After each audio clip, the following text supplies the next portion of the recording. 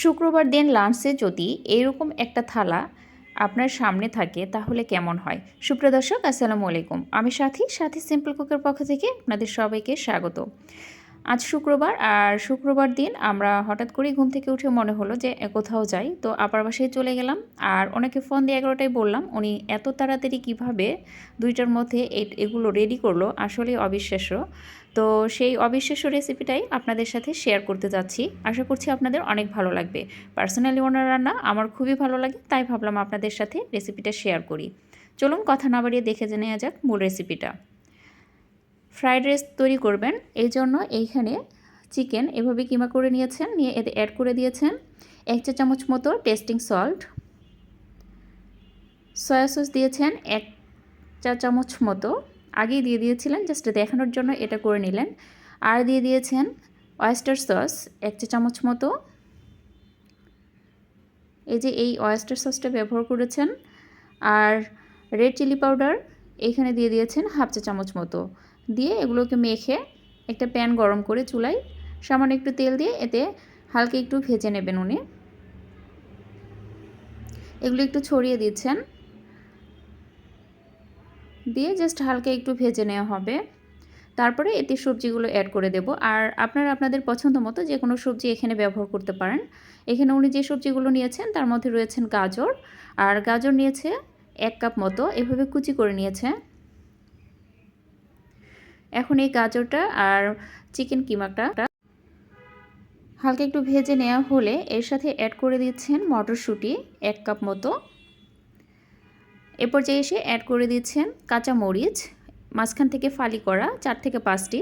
মরিচটা আসলে ঝালটা কীরকম খেতে চান সেটার উপর ডিপেন্ড করে আপনারা একটু বাড়িয়ে বা কমিয়ে নিতে পারেন।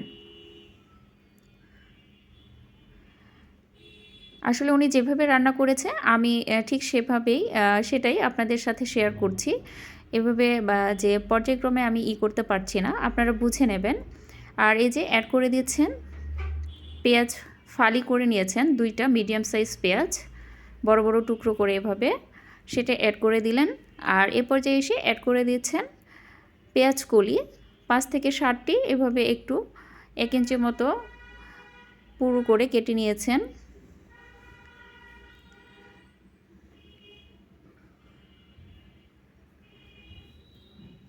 নিয়ে হালকা একটু নাড়াচাড়া করে এ পর্যায়ে এসে লবণ দিয়ে দিলেন 1/2 চা চামচ মতো, দিয়ে একটা ডিম আগে থেকে ফেটিয়ে রেখেছিলেন সামান্য একটু লবণ দিয়ে, সেই ডিমটা এভাবে সবজিগুলোর উপর ছড়িয়ে দেওয়া হচ্ছে। এতে করে এটা দেখতেও সুন্দর একটা লুক আসবে, আর খেতেও অনেকটা টেস্টি হয়। তো সেই জন্য এভাবে ছড়িয়ে দেওয়া হলো। দেখেন কতটা সুন্দর লাগছে ছড়িয়ে দেওয়ার কারণে, আর কালারটাও এসেছে মাশাআল্লাহ, অনেক সুন্দর, খুব কালারফুল লাগছে।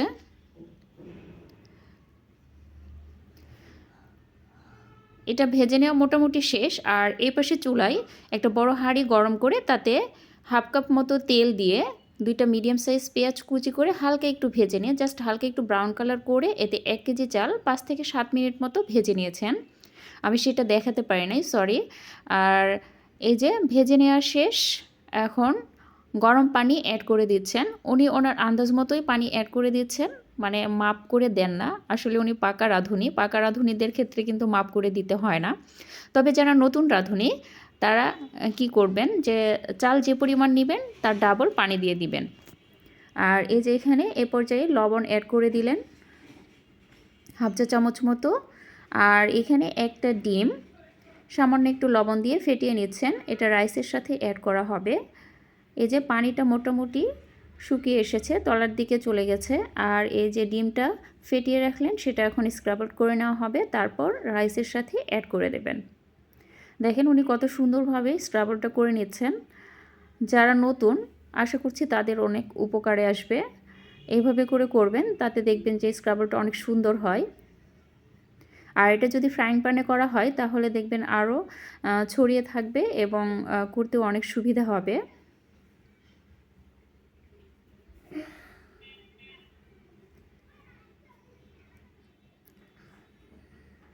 আমি পুরোটাই দেখালাম আস্তে আস্তে করে, যাতে আপনাদের অনেক উপকার হয় যারা নতুন তাদের বিশেষ করে। তো তো এখন এই যে চালের পানিটা মোটামুটি নিচে চলে এসেছে, আর এই পর্যায়ে এখন অ্যাড করে দেবেন সেই সবজিটা।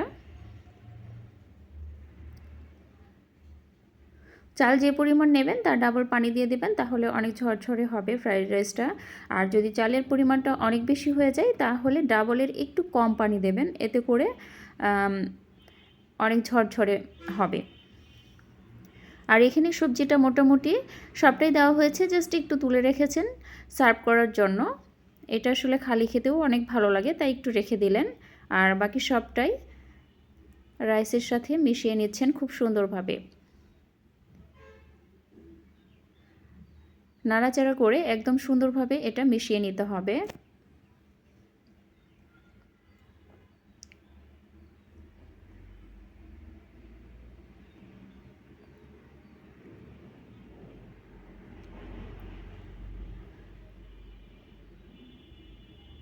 দেখেন কতটা ঝরঝরে লাগছে, তবে এই পর্যায়ে পুরোপুরি চালটা ফোটে নাই, মোটামুটি 80% মতো সেদ্ধ হয়েছে।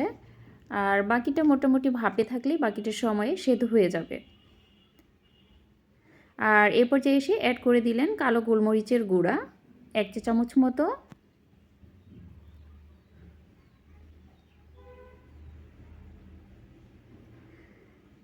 স্ক্রাবল ডিমটা এখন এর সাথে অ্যাড করে দিলেন, দিয়ে সুন্দরভাবে মিশিয়ে নেবেন।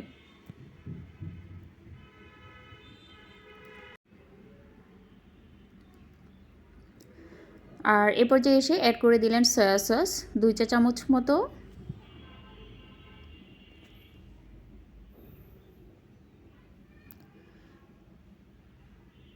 দিয়ে সুন্দরভাবে এটা মিশিয়ে নিতে হবে। আর উপরের রাইসটা নিচে আর নিচেটা উপরে এরকম করে একটু করে নিতে হবে সুন্দরভাবে, তাহলে সমস্তটাই ভালোভাবে ফুটে যাবে।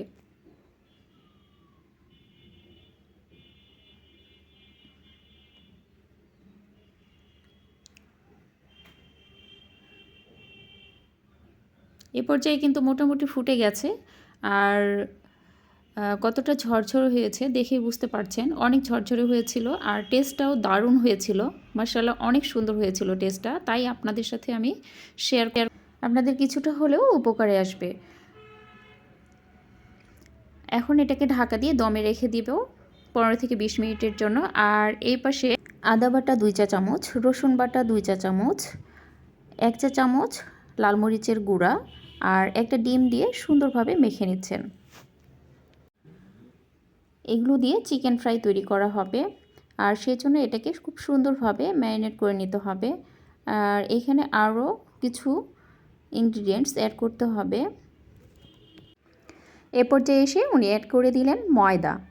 এখানে উনি হাফ কাপ ময়দা নিয়েছেন, আর ময়দাটা একটু আস্তে আস্তে অ্যাড করে দিতে হবে, পুরোটা একসাথে দেওয়া যাবে না। কিছুটা পরিমাণ দিয়ে একটু মাখিয়ে নিতে হবে সুন্দরভাবে, দিয়ে যদি প্রয়োজন হয় তবে দিয়ে দিতে হবে। এটা যখন নিজেরা তৈরি করবেন আসলে মাখানোর পর্যায়ে বুঝতে পারবেন যে লাগবে কি না। আর এখানে দেখে অবশ্যই বুঝে নিতে হবে যে কতটা এর ঘনত্ব বা মাখো মাখো ভাবটা থাকছে। এই যে উনি আরও একটু ময়দা অ্যাড করে দিলেন, দিয়ে সুন্দরভাবে মেখে নিচ্ছেন।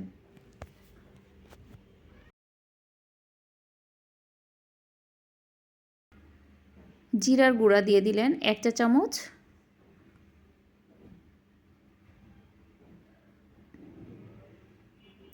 কালো গোলমরিচের গুঁড়া দিয়ে দিলেন 1 চা চামচ,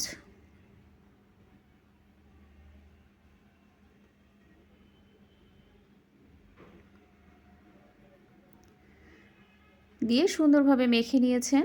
এখন চুলায় একটা প্যান বসিয়ে তাতে তেলটা ভালোভাবে গরম করে নিয়ে এই চিকেনের টুকরোগুলো এখন ছেড়ে দেওয়া হচ্ছে একটা একটা করে। আপনারা যারা ভিডিওটা দেখছেন যদি ভালো লাগে তাহলে অবশ্যই একটা লাইক দেবেন, শেয়ার করবেন, আর আমার চ্যানেলটিকে সাবস্ক্রাইব করে অবশ্যই আমার চ্যানেলের পাশেই থাকবেন। আর পাশে থাকা বেল আইকনটিকে অবশ্যই প্রেস করে রাখবেন, এতে করে নিত্য নতুন সব ভিডিওগুলো আপলোড দেওয়া মাত্র আপনার ফোনে এর নোটিফিকেশনটা পৌঁছে যাবে। এর এক পাশ 5 থেকে 7 মিনিট মতো মোটামুটি ভেজে নিয়েছেন, তারপর অপর পাশটা উল্টিয়ে দিচ্ছেন। মোটামুটি 2 বার উল্টিয়েই এই ফ্রাইটা সুন্দরভাবে হয়ে যায় আর খুব ইজিলি এটা তৈরি করা যায়। দেখেই তো নিলেন, একদম ঝামেলা ছাড়াই এই চিকেন ফ্রাইটা তৈরি করা যায়।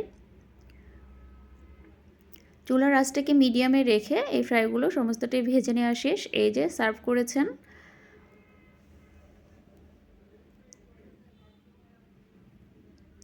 আর যে সবজিটা আমরা রেখেছিলাম সেটা, এই যে ফ্রাইড রাইস, উপরে একটা টমেটো দিয়ে সুন্দর করে সার্ভ করে নিয়েছি।